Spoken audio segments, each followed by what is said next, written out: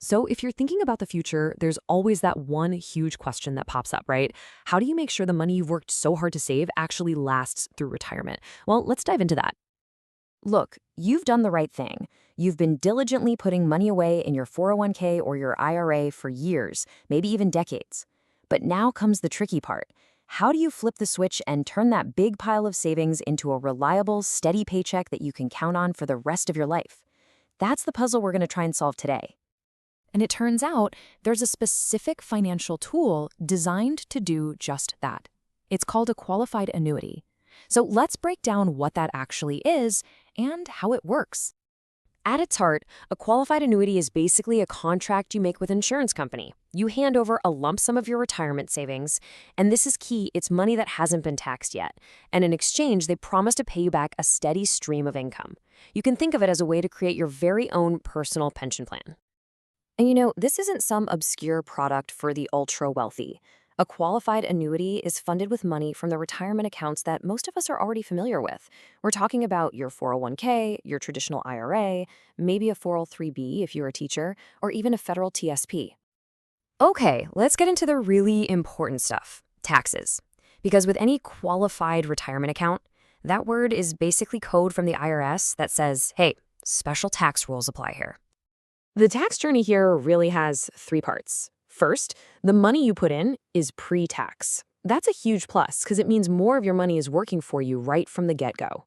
Second, while it's in there, all the growth, the interest, the earnings, it all compounds without you paying a single dime in taxes year after year.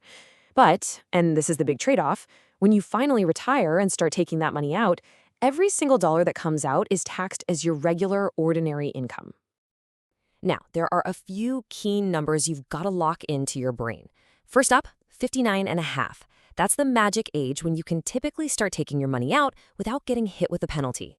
And if you decide to touch that money before you turn 59 and a half, well, the IRS is waiting with this little number, a 10% penalty, and that's on top of the regular income tax you're going to owe anyway. Ouch. The last key number to remember is 73. See, the government doesn't let you keep that money growing tax-deferred forever.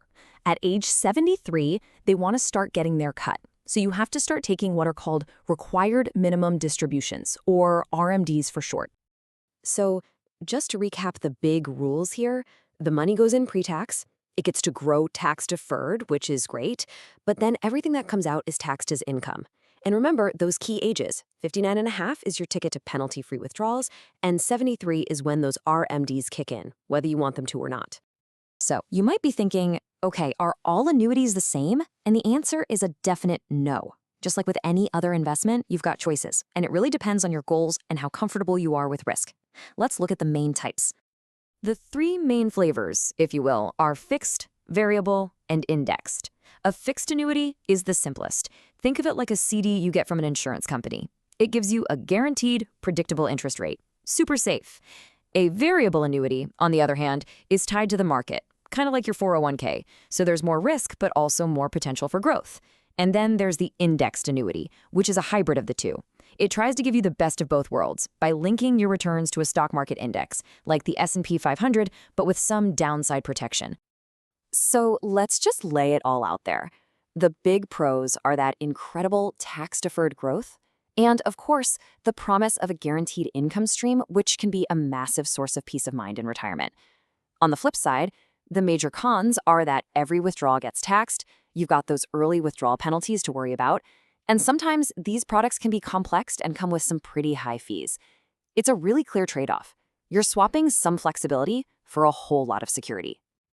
And that brings us to the million-dollar question, doesn't it? After all this, does a qualified annuity actually make sense for your personal situation? A qualified annuity could be a really strong choice if your number one goal is security. If you want to create a predictable paycheck for life, if you're worried about the crazy ups and downs of the stock market, or if the thought of outliving your savings keeps you up at night, then the guarantees here are designed to solve exactly those problems. But, and this is important, it's definitely not for everyone. If you're younger and you're still in that phase where you're trying to grow your wealth aggressively, this might feel a little too conservative. If you need easy, flexible access to your money, or if a major goal is leaving a tax-friendly inheritance to your kids, you'll probably want to look at other strategies. This is not a one-size-fits-all kind of deal. As the source material really drives home, choosing the wrong type of annuity can lock you into a situation that creates tax problems or limits your options down the road. It really just highlights how important it is to understand all the details before you make a big commitment. So, at the end of the day, it all boils down to this one simple question you have to ask yourself. When you picture your retirement, what do you value more? Is it the peace of mind that comes from a guaranteed paycheck no matter what? Or is it the financial flexibility to manage and access your money however you see fit? Answering that question is really the first and most important step to building the right retirement plan for you. Thanks for tuning in.